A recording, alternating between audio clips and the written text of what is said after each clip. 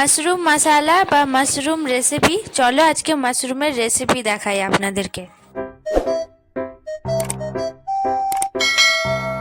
নমস্কার বন্ধুরা, কলি ফুড কিচেনে সবাইকে স্বাগত জানাচ্ছি। তো আজকে বানাতে চলেছি মাশরুম রেসিপি।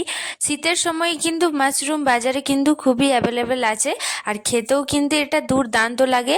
আরেকটা কথা, এটা কিন্তু খুবই প্রোটিন একটা জিনিস। শীতের সময়ে বাজারে একদম ভরপুর মাশরুম। তো চলো বেশি দেরি না করে মাশরুম রেসিপিটা বানানো যাক। এখানে মাশরুমটা কিনে নিয়ে চলে এসেছি। এটা ভালোভাবে গরম জলে আমি ধুয়ে নেব।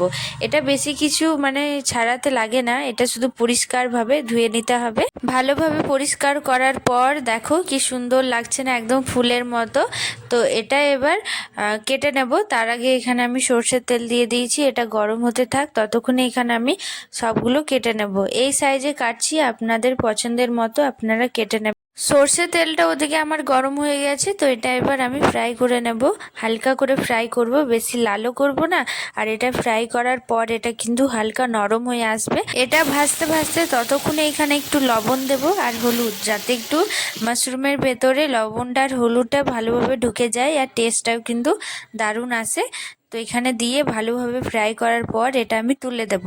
ওই তেলের মধ্যে আরেকটু সর্ষের তেল দিয়ে দেবো, তারপরে দিচ্ছি একটু শুকনো লঙ্কা আর তেজপাতা। দেওয়ার পর এটা ভালোভাবে নাড়িয়ে নেওয়ার পর এবার দেব কিছু কেটে রাখা সবজি। তার মধ্যে আছে লঙ্কা, একটু আছে আলু, পেঁয়াজ কুচি, ফুলকপি, একটু ক্যাপসিকাম আর গাজর। সবটাকে ভালোভাবে কুচানোর পর এটা আমি একে করে দিয়ে দেব। আর এটা এবার লাল করে ভাজা ভাজা করব লবণ হলুদ দিয়ে। আর এখানে বলে দিই, আপনাদের পছন্দের মতো সবজি ইউজ করে দেবেন। আমি নিজের পছন্দ ইউজ করলাম, তবে এটার মধ্যে সবজিটা ইউজ না করলেও চলতো, তবে সবজিটা একটু দিলে বেশি ভালো লাগে। আপনারা অবশ্যই বানিয়ে দেখবেন। আর এখানে ভাজা যে মাশরুমটা সেটা রেখেছি, দেখো একদম তেলটা আমাদের ঝরে ঝরে আসছে। আর এখানে যে ঢাকা দিয়ে রেখেছিলাম যে সবজিটা, এই সবজিটা আরেকবার ভাজা ভাজা করে নেব। দেখো সমস্ত সবজিটাকে ভালোভাবে ভেজে নেওয়ার পর এখানে যে ননস্টিকের প্যানে আবারও আমি দিচ্ছি একটু আদা বাটা, রসুন বাটা আর দিচ্ছি মশলা।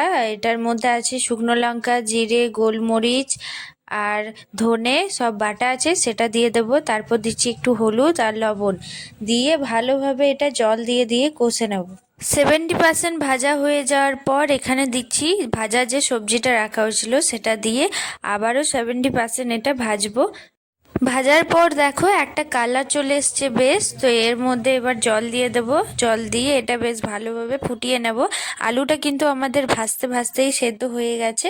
তারপর ঢাকা দেওয়ার পর এখানে একটা লঙ্কা বা একটা কাঠি যে কোনো কিছু থাকলে এই যে মুখটা আটকে দেওয়ার চেষ্টা করবেন, তাহলে জলদি সেদ্ধ হবে। ভেজে রাখা মাশরুম সেটা দিয়ে দেব, তারপর পরিমাণ মতো ধনেপাতা।